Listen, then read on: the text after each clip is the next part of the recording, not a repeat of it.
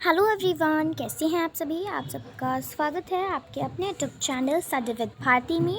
और आज मैं आपको कराने जा रही हूँ आपकी कक्षा 6ठी से 8वीं तक की गतिविधि पत्रक क्रम संख्या 21, दिनांक 10 फरवरी 2022। विद्यार्थी का नाम यहाँ पे नाम लिखेंगे अपना, शिक्षक या फिर शिक्षिका का नाम यहाँ पे अपनी टीचर का नाम लिखेंगे। पठन अभियान है, कहानी है कछुआ और खरगोश। कछुआ और खरगोश की कहानी आज हम पढ़ने जा रहे हैं। एक खरगोश और एक कछुए में गहरी मित्रता थी। वे साथ घूमते थे, खेलते थे और हमेशा एक दूसरे की मदद करते थे। एक बार खेल खेल में दोनों ने दौड़ प्रतियोगिता करने की बात सोची। उनको बरगद के पेड़ तक पहुंचना था। यह पेड़ वहां से कुछ ही दूर एक गांव के ठीक बाहर था। यह निश्चित हुआ कि जो वहां पहले पहुंचेगा वही विजेता कहलाएगा। दौड़ शुरू हुई। खरगोश, जो कि खूब तेज दौड़ता था और उछल उछल कर चलता था, बड़ी तेजी से आगे निकल गया। कछुआ अपनी आदत के अनुसार चल रहा था, एकदम धीरे धीरे। कुछ देर दौड़ने के बाद खरगोश ने पीछे मुड़कर देखा तो उसे कछुआ दूर तक कहीं नहीं दिखाई दिया। पास में ही एक ऊंचा घना पेड़ था। धीमी धीमी हवा चल रही थी। खरगोश ने सोचा कि थोड़ा सा सुस्ता लेता हूँ, फिर जल्दी से आगे बढ़ जाऊंगा। कछुए को तो यहाँ तक पहुँचने में अभी देर लगेगी, यह सोचकर वह पेड़ के नीचे लेट गया। ठंडी हवा ने उसे झटपट सुला दिया। उधर कछुआ धीरे धीरे पेड़ की ओर बढ़ा जा रहा था। खरगोश काफी देर तक सोता रहा।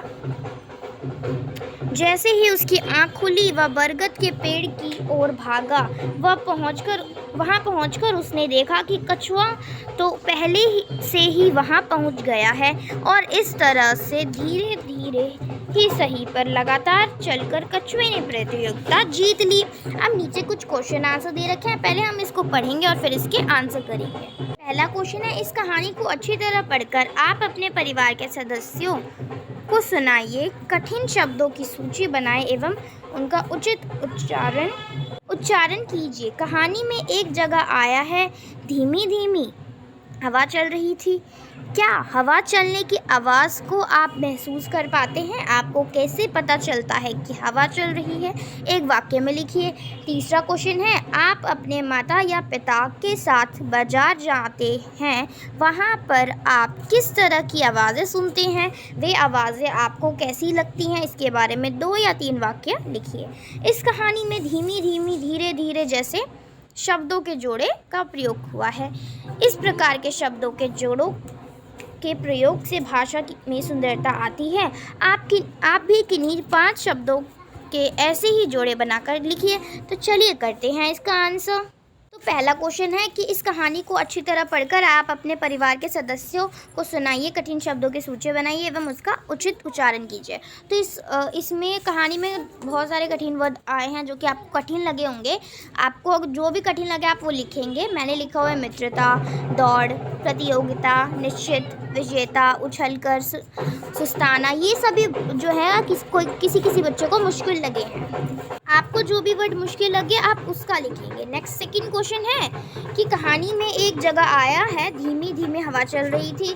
क्या हवा चलने की आवाज़ को आप महसूस कर पाते हैं? आपको कैसा पता चलता है कि हवा चल रही है? तो इसका आंसर आप लिखेंगे, हाँ, हम हवा चलने की आवाज़ को महसूस कर सकते हैं, जैसे पत्तों की सरसराहट। ठीक है। नेक्स्ट क्वेश्चन, थर्ड क्वेश्चन हमें दिया गया है कि आप अपने माता या पिता के साथ बाजार जाते हैं, वहाँ पर आप किस तरह की आवाज़ सुनते हो? आवाज़ें आपको कैसी लगती है? इसके बारे में 2 या 3 वाक्यों में वाक्य लिखिए। तो हम लिखेंगे इसका आंसर, जी हाँ, जब मैं अपने माता पिता के साथ बाज़ार जाता हूँ या फिर जाती हूँ तो मुझे वहाँ कई आवाज़ें सुनाई पड़ती हैं, जैसे सब्ज़ी ले लो, गाड़ियों की, बच्चों के खेलने की, लोगों के आपस में बात करने की आदि। ये आवाज़ें कभी तेज़ और कभी धीमी होती हैं। नेक्स्ट क्वेश्चन हमें दे रखा था कि इस कहानी में धीरे धीरे जैसे शब्द आए हैं, जोड़े बने हैं। तो हमें कोई भी 5 ऐसे शब्दों के जोड़े बनाने, तो उसका आप उत्तर लिखेंगे। एक खाते खाते, जैसे कहते हैं ना, खाते खाते भूख लगी। एक एक दाना, ठीक है। ऐसे हो गया सोते सोते सोते सोते, रोते रोते रोते रोते बस हो गया। ये भी हो सकता है बोलते बोलते। इस तरीके से ऐसे जोड़े बन सकते हैं। तो आप ये इसका आंसर लिखेंगे। तो आज की जो वर्कशीट है वो कंप्लीट हो गई है। वीडियो अच्छी लगे तो वीडियो को लाइक कीजिए, शेयर कीजिए, कोई भी डाउट हो तो कमेंट कीजिए और प्लीज़ चैनल को सब्सक्राइब कीजिए।